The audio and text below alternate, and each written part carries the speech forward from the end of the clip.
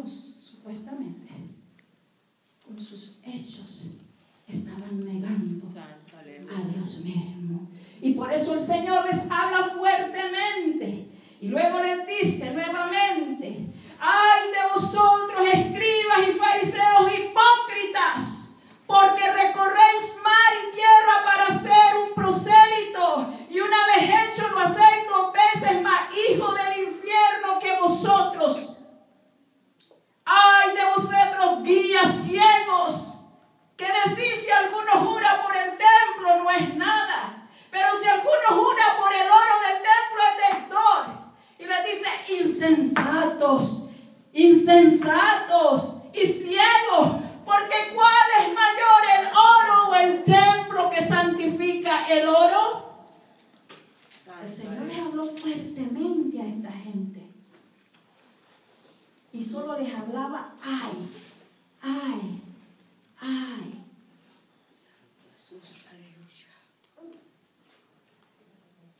No todo el que me dice Señor, Señor, entrará en el reino de los cielos, sino aquel que hace la voluntad de mi Padre que está en los cielos.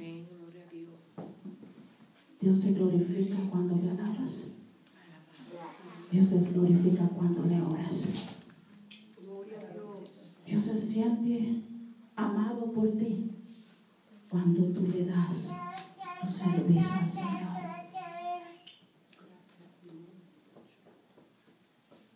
Hay un pasaje de la Biblia que dice: el que sabe hacer lo bueno y no lo hace, le es pecado. Y el hacer la voluntad de Dios es saber hacer lo bueno. Pero si no hacemos lo bueno y lo que sabemos que Dios dice en su palabra, bueno, hace pecadores delante de Dios y nos hace oidores olvidadizos de su palabra también. Porque Dios busca hombres y mujeres hacedores de su palabra y no tan solamente oidores, dice la palabra del Señor. Porque de oidores todos podemos oír la palabra del Señor. Pero ¿cuántos hacedores habemos en la casa del Señor? ¿Cuántos? ¿Con cuántos hacedores Dios cuenta? ¿Con cuántos hacedores Dios cuenta?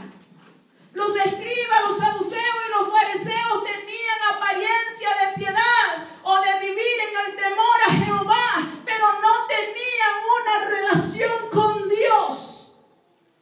Santa aleluya, gloria a Jesús. No había relación con Dios.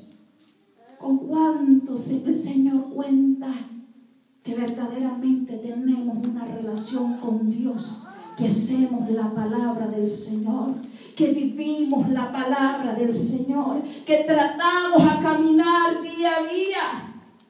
En el día del juicio, solo nuestra relación con Cristo, nuestra aceptación de Él como Señor y Salvador, y por sobre todo nuestra obediencia a Él será tomada en cuenta. En aquel día, como dice en el otro versículo que leímos, muchos me dirán: Señor, en tu nombre echamos de fuera demonios, en tu nombre hicimos grandes cosas, hicimos milagros, hicimos maravillas. El nombre de Dios en sí tiene poder, porque Dios tiene poder. Y Dios permite que en su nombre se sanen los enfermos. En su nombre sean liberados los endemoniados. En su nombre sean limpiados vuestros pecados. En su nombre, en el nombre de Jesús hay poder. Y por eso nosotros cantamos: hay poder en el nombre de Cristo. Porque en su nombre hay poder. Hay poder. Gloria al Señor. Alabanza, aleluya. En aquel día muchos predicadores, evangelistas, misioneros no van a tener derecho al reino de los cielos tampoco. Por la sencilla razón religión y tras la teoría nada más, pero no había vivencia en su caminar. No había hombres y mujeres decididos a vivir para Dios. No había una iglesia decidida para vivir para Dios. Una vida separada del mal, una iglesia separada del pecado, una iglesia separada de aquello que nos separa del amor de Dios. Santo, santo. La obediencia a las palabras del Señor, viviendo una vida separada del pecado, una vida en santidad, es la que nos permitirá o será nuestra licencia para entrar en el reino de los cielos. El escritor de Hebreos dijo en una ocasión, en el capítulo 12, versículo 14, seguid la paz con todos y la santidad, sin la cual nadie verá al Señor. Mira bien, no sea que alguno deje de alcanzar la gracia de Dios, deje de alcanzar la misericordia de Dios, deje de alcanzar la salvación de Dios, que brotando alguna raíz de amargura de su corazón os estorbe y por ella muchos sean contaminados. Y dice, no sea que haya algún fornicario entre vosotros, como Esaú, que por una sola comida vendió su primogenitura. Y luego dice el escritor, porque sabéis que aún después, deseando heredar la bendición, fue desechado y no hubo oportunidad para el arrepentimiento. Aunque lloró Esaú con lágrimas, arrepentido, después que había vendido su primogenitura a su hermano Jacob. Luego dice el escritor, porque no os habéis acercado al monte que se podía palpar y que ardía en fuego, a la oscuridad, a las tinieblas y a la tempestad, al sonido de la trompeta y a la voz que hablaba, la cual oyeron y rogaron que no les hablase más, porque no podían soportar lo que les ordenaba, sino aún una bestia tocar el monte será apedreada, pasada como dato. Y tan terrible era lo que se veía que Moisés dijo, estoy espantado, Señor, estoy temblando. Sino que os habéis acercado al monte de Sión, a la ciudad del Dios vivo, a la Jerusalén celestial, a la compañía de muchos millares de ángeles, a la congregación de los primogénitos que están inscritos en los cielos, a Dios juez todo, a los espíritus de los justos hechos perfectos, a Jesús el mediador del nuevo pacto y a la sangre rociada que habla mejor que la de Abel. Y luego le dice el escritor, miren que no desechen al que habla, a Jehová Dios de los ejércitos. Pero ahora ha prometido diciendo, aún a una vez, y conmoveré no solamente la tierra, sino el cielo también. Aún una vez indica la remoción de las cosas movibles como cosas hechas, pero que quedan así inconmovibles. Así que recibiendo nosotros un reino inconmovible, que es el reino de los cielos, que es la herencia que nosotros tenemos, tengamos gratitud y mediante ella sirvamos a Dios agradándole con temor y perseverancia. Y luego dice bien fuerte, porque Dios es fuego consumidor. Muchas personas piensan que son buenas por sus buenas obras y aparentan religiosidad, y esa religiosidad que aparentan no les va a permitir que sean premiados de vida eterna. Mi suegra cuenta que ella era una mujer bien católica, era una mujer bien devota, era una mujer que le gustaba estar en la iglesia católica todo el tiempo. Ella no se perdía ningún novenario, ella no se perdía ninguna misa, no se perdía nada. Todo el tiempo estaba metida en la iglesia católica, todo el tiempo.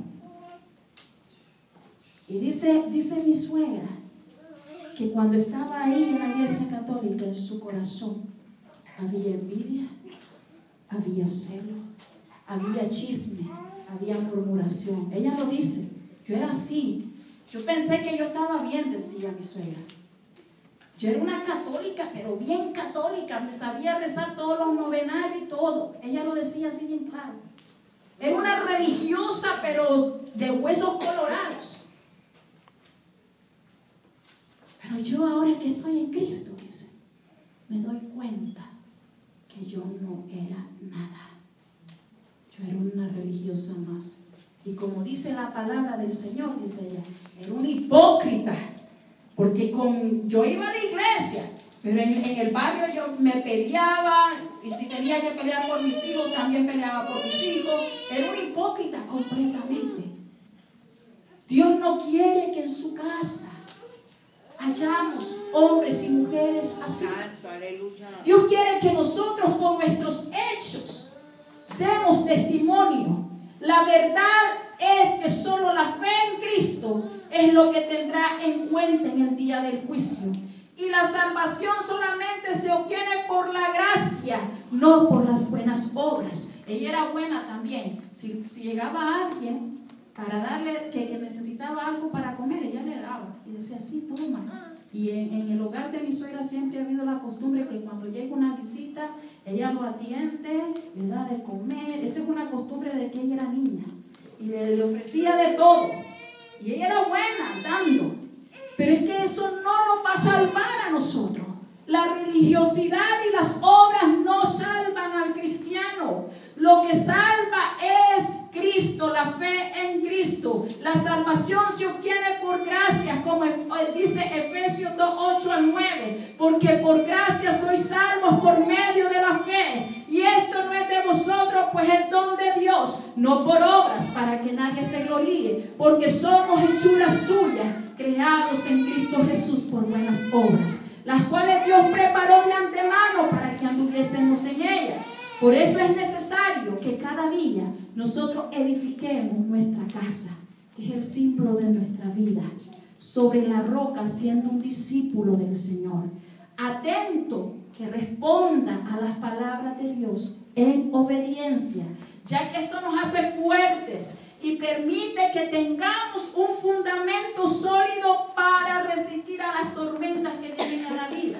En una ocasión dijo alguien en las Sagradas Escrituras, de oídas te había oído, Señor, pero ahora mis ojos te ven.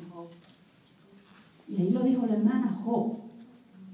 Él dijo, de oídas te conocía, Señor, pero ahora mis ojos te pueden contemplar.